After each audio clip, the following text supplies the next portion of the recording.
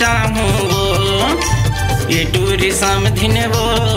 आना श्याम के डीजे मतोला ना चाहूँ दिन शनिचर ला खुद ना बाजार दिन शनिचर ला खुद ना बाजार शत्रुघ्न घुमाही वो ये टूरी समधिन वो आना श्याम के डीजे मतोला ना चाहूँ ये टूरी समधिन वो आना श्याम के डीजे मतोला ना चाहूँ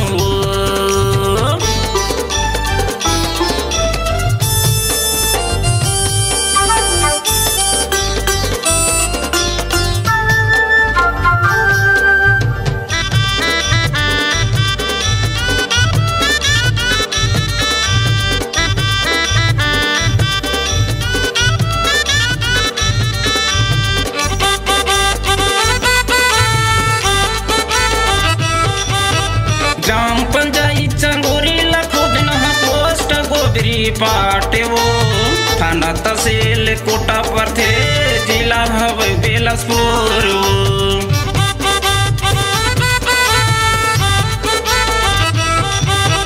ग्राम पंचायत चंगोरी खुद नहा पोस्ट गोबरी पाटे वो थाना तहसील कोटा पर थे जिला हवे बेलासपुर वो साउंड सर्विस डीजे वाला साउंड सर्विस है डीजे वाला श्याम भाई लगे थे वो ये टूरी समधिन वो आना श्याम के डीजे मतोला ना चाहूँ ये टूरी समधिन वो आना श्याम के डीजे मतोला ना चाहूँ ये टूरी समधिन वो आना श्याम के डीजे मतोला ना चाहूँ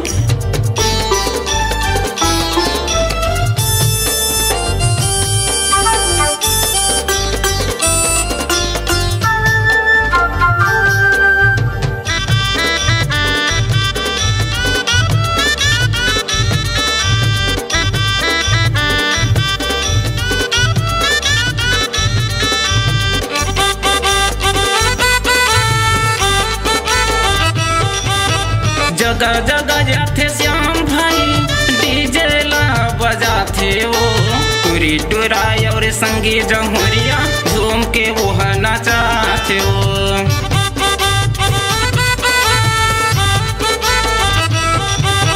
जगह जगह जाते श्याम भाई डीजे ला बजाते वो टूरी टुराई और संगी जमुरिया झूम के वो नचाते वो अधी बउआ पी के आथे अधी बउआ पी के आथे डीजे में मजा उड़ाथे वो ये टूरी समधिन वो आना श्याम के डीजे मतोला ना चाहूँ ये टूरी समधिन वो आना श्याम के डीजे मतोला ना चाहूँ ये टूरी समधिन वो आना श्याम के डीजे मतोला ना चाहूँ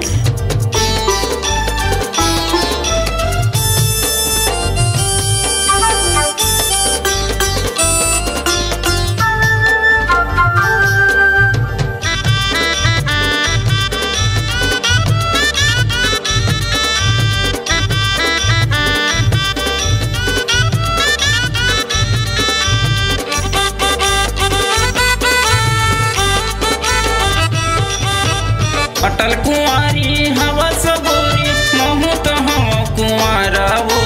झनकर संसोफी कर रे टूरी नाच न मोर संग माओ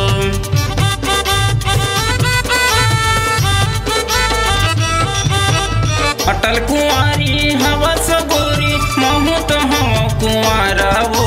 झनकर संसोफी कर रे टूरी नाच न मोर संग माओ छठी होवा चाहे शादी माँ छठी होवा चाहे शादी माँ टोला ना चाहूँ ये टूरी समधिन वो आना श्याम के डीजे मतोला ना चाहूँ टूरी समझिन वो आना शाम के डीजे मतोला ना चाहूँ। दिन शनिचर ला खुद ना बाजार, दिन शनिचर ला खुद ना बाजार, शत्रुघ्न घुमाही हो। ये टूरी समझिन वो घनश्याम भाई हा तोला ना चाहिए वो। ये टूरी समझिन वो राम किशन घलो आना चाहिए तोला वो। ये टूरी समझिन वो धानी भाई हा घलो ना चाहिए तोला वो। ये टूरी समझिन वो शत्रुघ्न ध्रुवे आना चाहिए तोला वो। दोस्तों, छत्तीसगढ़ अब आपकी आवाज में झूमेगा। ऑडियो वीडियो रिकॉर्डिंग के लिए चले आइए SLV स्टूडियो चकरभाठा बिलासपुर। सोहनलाल वर्मा जी के द्वारा प्रस्तुत। Phone number 9826740060। आप संपर्क करें।